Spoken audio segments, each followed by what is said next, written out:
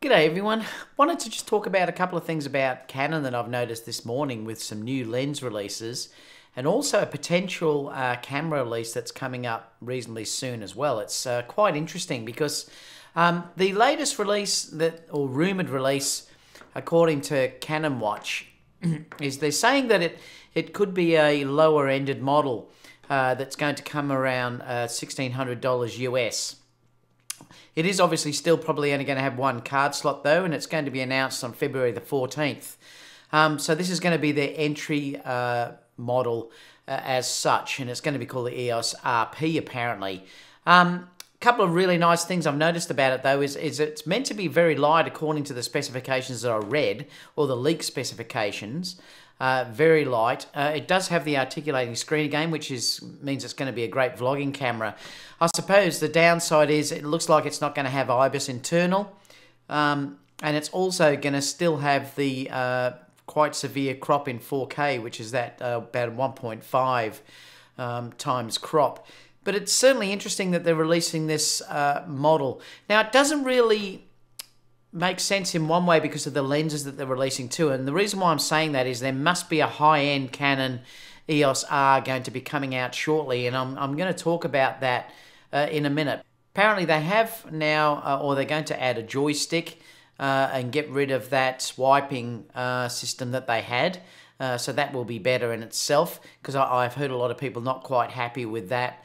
But yeah, it's interesting. It should be an interesting camera. Certainly a good camera if you're getting in at the ground level, particularly if you're vlogging, due to the lenses that are coming out are going to have image stabilization.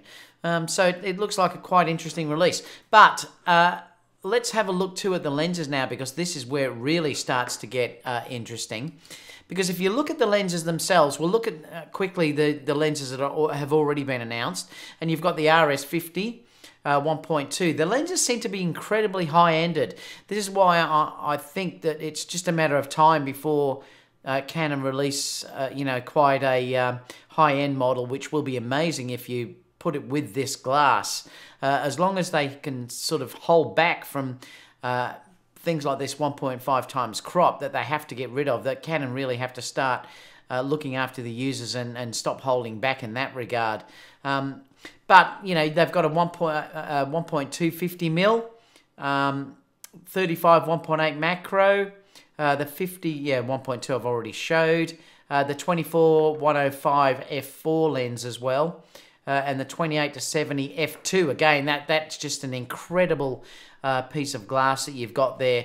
Very, very heavy, but it's still an incredible piece of glass. So it's a couple of beautiful ones there is that obviously the 28 to 70 f2 and also the 50 1.2 as well. But it gets even better for Canon users because there's rumors now saying that they're going to announce these in the coming days actually.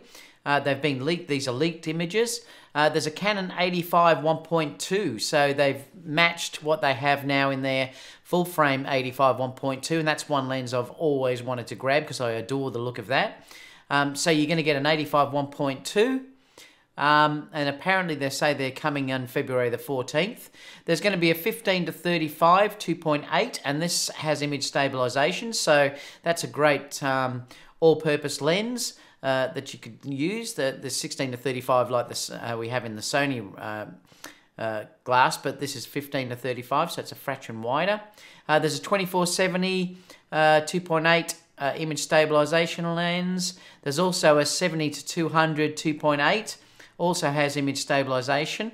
I'm not sure about the pictures though, because the image that lens looks very, very short, but I'm not quite certain if these, rendered just that way or they've just been captured that way. And there's also an RF 24 to 240, what is it, f4 to 6.3, also image stabilized. So their lenses are really starting to grow, and they're obviously supporting this format, which is great news for Canon. Like I said, I really hope this succeeds because I personally want Sony to be pushed.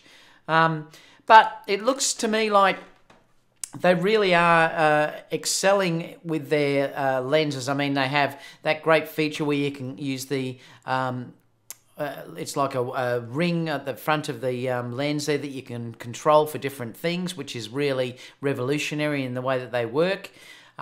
They've obviously got the flip-out screen, which Sony hasn't got, which I really do wish that they had. But I think it's just a matter of time until they do release some high-end model, and when they do, it might be something that really does push Sony. So I hope that happens, and I hope it happens fairly soon. I'd love to have a camera with an articulating screen.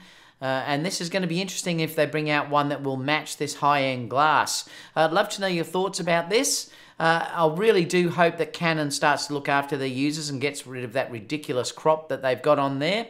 There should be no reason to have that in cameras in 2019, and they really should get rid of that and be, give you a proper full frame 4K video, like say what Sony and Nikon have done.